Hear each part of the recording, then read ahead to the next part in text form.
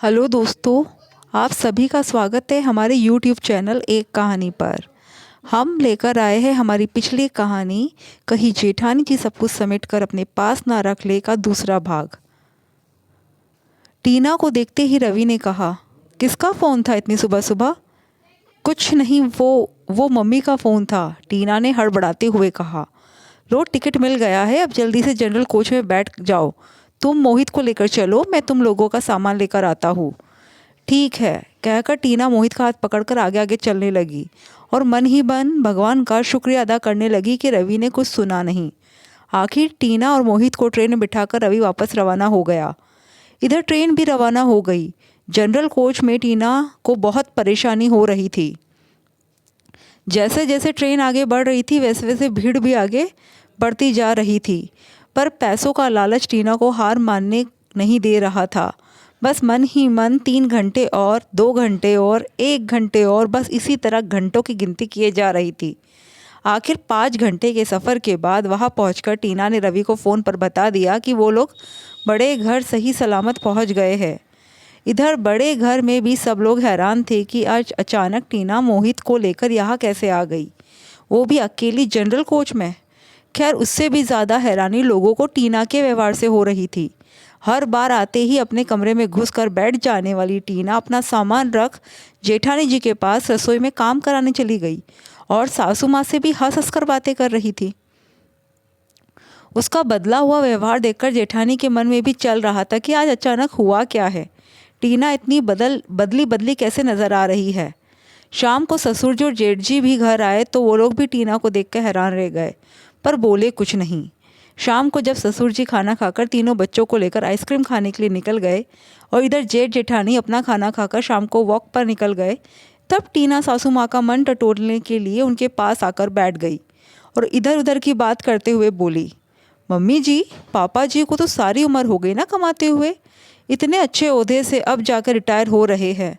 आपने भी तो कितना साथ दिया है पापा जी का, तो अब क्या सोचा है? हाँ छोटी बहू, ये तो है, पूरी ज़िंदगी निकल गई पापा जी को कमाते हुए और मुझे ये घर संभालते हुए। सुख दुख सब आए गए और दोनों एक दूसरे की ढाल बनकर खड़े रहे।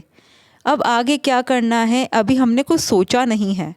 हाँ, पर एक सुकून है कि जो भी किया है सिर उठा के किया है। भगवान की भी ऐसी कृपा रही कि ज़िंदगी में कभी किसी के सामने हाथ फैलाने की ज़रूरत नहीं पड़ी। पर फिर भी मम्मी जी, अब जो रिटायरमेंट का पैसा आएगा उसके लिए कुछ तो सोचा होगा ना? अरे छोटी बहू, उसकी चिंता मत कर। तेरे पापा जी अच्छे से जानते कि पैसा कहाँ लगाना है और क्या करना है। और अगर नहीं भी समझ में आया तो दो दो बेटे हैं ना, ये तीनों बाप बेटे मिलकर कुछ ना कुछ ज़रूर सोच चुके होंगे। इससे पहले कि टीना कुछ और पूछती, ससुर जी आ गए। सासू माँ वहाँ से उठ कर के ससुर जी को उनकी दवाइयाँ देने के लिए पीछे पीछे कमरे में चली गई और टीना के पास रह गई अधूरी इन्फॉर्मेशन। मन ही मन कुड़कुड़ाती हुई टीना अपने कमरे में जाकर अपनी मम्मी को फ़ोन करी। अरे मम्मी, कुछ पता ही नहीं चल रहा है। ये सासू माँ भी ना जितनी सीधी दिखती है उतनी है नहीं। मेरे सामने तो कुछ भी सीक्रेट नहीं खोलना चाहती। अब बेटा क्या कर सकते हैं, तू शुरू से रही नहीं ना इन लोगों के साथ, इसलिए। हाँ ये बात तो है मम्मी, पर मैं तो ठहरी सीधी सादी। मुझे क्या पता था कि जेठानी इतनी चालाक होगी, इन लोगों को इस तरह अपनी मुट्ठी में कर लेगी कि इन्हें तो उसके अलावा कोई नज़र ही नहीं आता।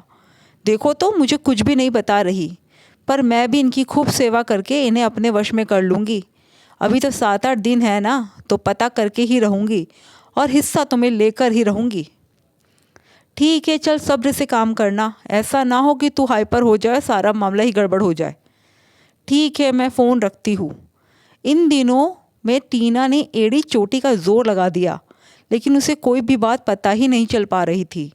जेठानी जी से पूछो तो वो बात पलट देती और सासू माँ को तो इन बातों से कोई लेना देना ही नहीं था। अब जेठ जी और ससुर जी से कैसे पूछे? पर फिर भी टीना ने अपने ससुराल में अपनी सासू माँ की खूब सेवा की।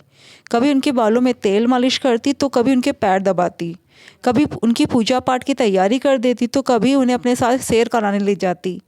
जब रिटायरमेंट का प्रोग्राम हुआ तब भी टीना सभी रिश्तेदारों से खूब हंस हंस कर मिल रही थी। इस बार तो रिश्तेदार भी हैरान थे, यहाँ तक कि खुद टीना का पति हैरान परेशान होकर अपनी पत्नी को देख रहा था और मन ही मन सोच रहा था कि क्या यही मेरी पत्नी है, कहीं बदल तो नहीं गई। अब तो रिटायरमेंट का प्रोग्राम भी हो गया, वापस जाने का वक्त भी आ गया, पर अभी तक रिटायरमेंट में मिले पैसों का जिक्र भी घर में किसी ने नहीं किया। टीना की तो रातों की नींद उड़ने लगी थी।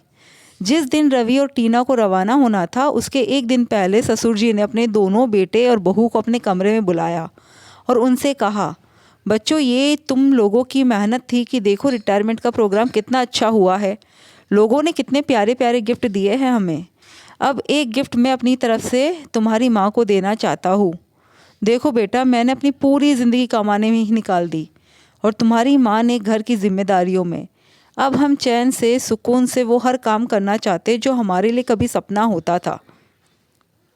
तुम्हारी माँ को घूमने का बहुत शौक़ था, पर जिम्मेदारियों के चलते मैं उन्हें घुमा ही नहीं पाया। तो अब मैंने सोचा है कि मैं वो सपना उसका पूरा करूँ। रिटायरमेंट की जो पैसे मिले हैं उसमें से एक हिस्से से हम लोग कल भारत भ्रमण के लिए जा रहे हैं और बाकी के बचे हुए पैसों को मैं अपने दोनों बेटों को बराबर बांटना चाहता था, पर उन्होंने मना कर दिया, यह कहकर कि पापा, आपने हमें इस लायक कर दिया है कि अभी हमें कोई पैसों की ज़रूरत नहीं है, इन्हें आप अपने भविष्य के लिए संभाल कर रखें। तो उन्हें मैं भविष्य के लिए संभाल कर रख रहा हूँ और मुझे फ़क्र है कि इसकी सारी प्लानिंग खुद मेरे बेटों ने की है। अब मेरे बेटे तो मुझसे कुछ लेना नहीं चाह रहे, तो सोचा दोनों बहुओं को एक छोटा सा तोहफ़ा ही दे दूँ।